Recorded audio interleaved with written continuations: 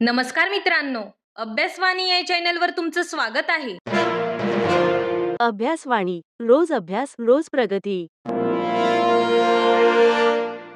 आज आपण एक खूप इम्पॉर्टंट आणि एक्झामसाठी अत्यंत उपयोगी असा टॉपिक पाहणार आहोत.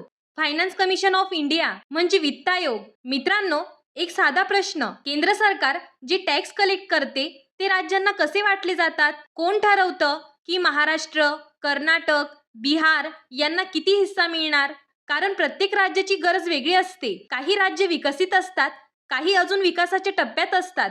तर मग हा सगळा बॅलन्स कोण ठेवतो? याचं उत्तर आहे वित्त आयोग. म्हणजेच केंद्र आणि राज्यांमधील आर्थिक संबंध संतुलित ठेवणारी ही एक अत्यंत महत्त्वाची संस्था आहे. आणि म्हणूनच हा topic economics, polity, current affairs तिन्ही दृष्टीने खूप महत्त्वाचा आहे.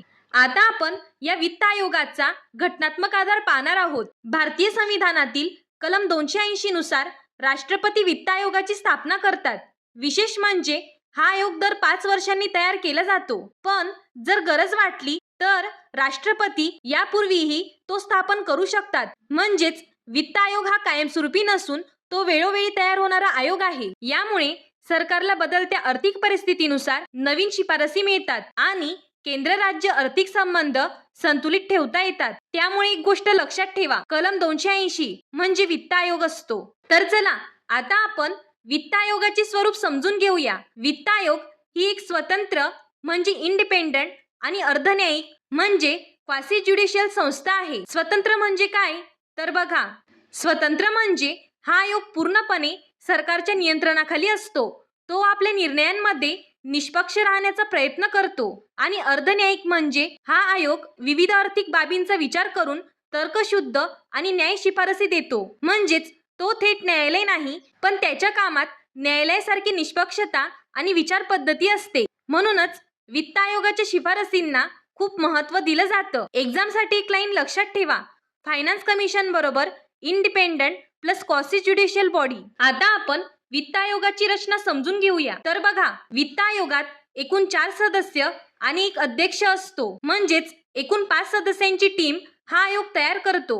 यामध्ये अध्यक्ष हा आयोगाचं नेतृत्व करतो आणि बाकीचे सदस्य आर्थिक, प्रशासकीय आणि कायदेशीर बाबींमध्ये आपला अनुभव देतात. ही छोटी पण तज्ज्ञांची टीम असते जी देशाच्या आर्थिक संतुलनासाठी महत्त्वाची शिफारसी तयार करते. आता आपण वित्त आयोगाच्या सदस्यांची पात्रता समजून घेऊया. वित्त आयोगातील सदस्य असे असावेत की त्यांना आर्थिक, प्रशासकीय आणि कायदेशीर बाबींचे सखोल ज्ञान असावे. विशेषतः खालील पात्रता महत्त्वाच्या आहेत.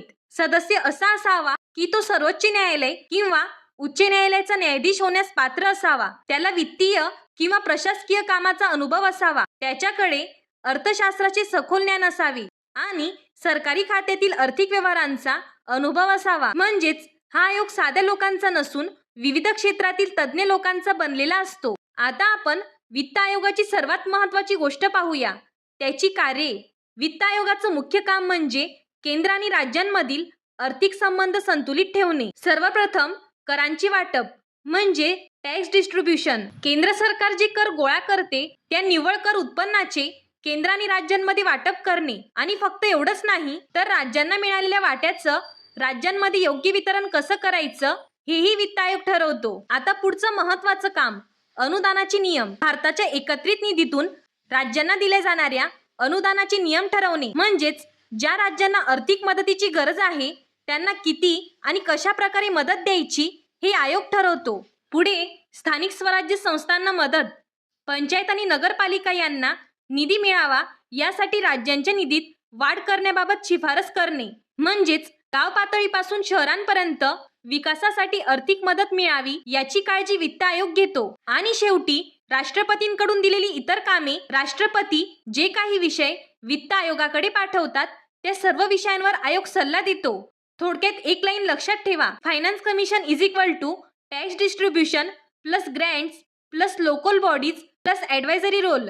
आता आपण सगळ्यात महत्त्वाचं म्हणजे करंट अफेअर्स अपडेट पाहूया. सध्या चर्चेत असलेला भारताचा 16वा वित्त आयोग. या आयोगाची स्थापना करण्यात आली 31 डिसेंबर 2023 रोजी आणि या आयोगाचा कालावधी आहे 2026 ते 2031. या आयोगाचे अध्यक्ष आहेत अरविंद पनगडिया, तर सचिव आहेत ऋत्विक रंजन पांडे या आयोगातील सदस्य. यात 2 प्रकारचे सदस्य असतात, पूर्णवेळ सदस्य आणि अर्धवेळ सदस्य. पूर्णवेळ सदस्य आहेत अजय नारायण झा आणि एनी जॉर्ज मॅथ्यू, तर अर्धवेळ सदस्य आहेत सौम्या कांती घोष आणि टी रविशंकर. आता आपण काही महत्त्वाच्या तारखा लक्षात ठेवूया. आयोगाने आपला अहवाल सादर केला 17 नोव्हेंबर 2025 रोजी आणि त्याच्या शिफारसी लागू होणार होत्या 1 एप्रिल 2026 पासून. आता परीक्षेसाठी महत्त्वाच्या गोष्टी लक्षात ठेवा. 16वा वित्त आयोग स्थापना 2023. अध्यक्ष अरविंद पनगडिया.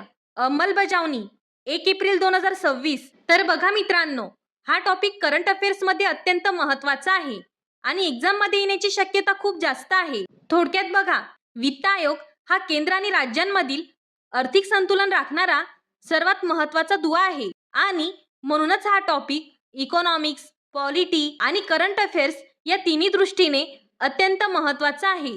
हा व्हिडिओ उपयुक्त वाटला असेल तर चॅनलला लाईक, शेअर आणि सबस्क्राईब करा. अभ्यासवाणी म्हणजे कन्सेप्ट बेस्ड लर्निंग. थँक्यू. अभ्यासवाणी रोज अभ्यास रोज प्रगती.